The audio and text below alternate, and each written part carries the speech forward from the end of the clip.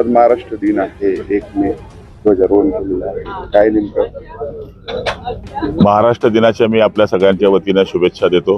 प्रत्येक राज्याला राज्य निर्मितीचा भूगोल आहे, पण आपल्या राज्य निर्मितीचा एक इतिहास आहे.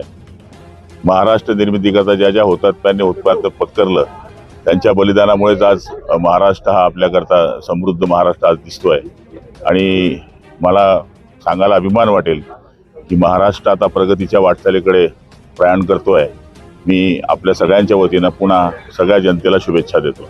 भाऊ, आपण आपल्या भाषणामध्ये घरकुल महाराष्ट्रात लवकरात लवकर सर्वांना घरकुल मिळेल अशी देखील घोषणा केली. पाणी पुरवठा योजनांबद्दल देखील राज्यामधला विषय न मांडता जिल्ह्यातलाच विषय आपण मांडलेला आहे. जवळपास 1 लाखाच्या वरती जे उद्दिष्ट होतं ते आपण पूर्ण केलं. या वर्षी सुद्धा आपण 25,000च्या वरती उद्दिष्ट ठेवलेलं आहे आणि ते पण आपण पूर्ण करणार, जेणेकरून जळगाव जिल्ह्यामध्ये किंवा महाराष्ट्रामध्ये जे पंतप्रधान आणि राज्याचे मुख्यमंत्री उपमुख्यमंत्र्यांचं स्वप्न आहे की बिना निवाऱ्याचं कोणी राहता कामा नये, ते आम्ही जळगाव जिल्ह्यात ते उद्दिष्ट पूर्ण करणार आहोत.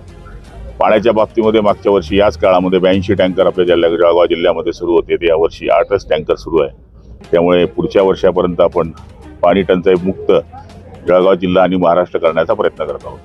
पहलगाम हल्ल्यातल्या मृतकांना या ठिकाणी श्रद्धांजली वाहण्यात आली. सर्व जाती धर्माचे लोक या ठिकाणी उपस्थित होते. काय सांगाल?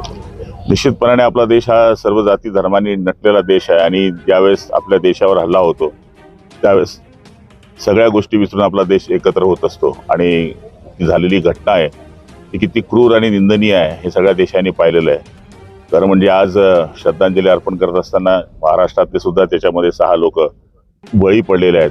त्यांच्या कुटुंबावर जो वेढलेला प्रसंग आहे, ज्या मागे शासन उभं आहे, मी आपल्या सगळ्यांच्या वतीने त्यांना श्रद्धांजली अर्पण करतो.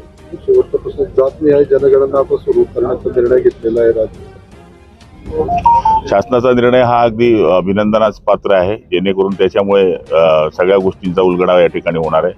कायम जी होणारी आंदोलनं आहे, सामाजिक आंदोलनं आहे किंवा रिझर्वेशनची आंदोलनं आहे, ती जर संपवायची असतील तर जाती गणना होणे हे महत्त्वाचे आहे आणि तो निर्णयाबद्दल आम्ही स्वागत करतो.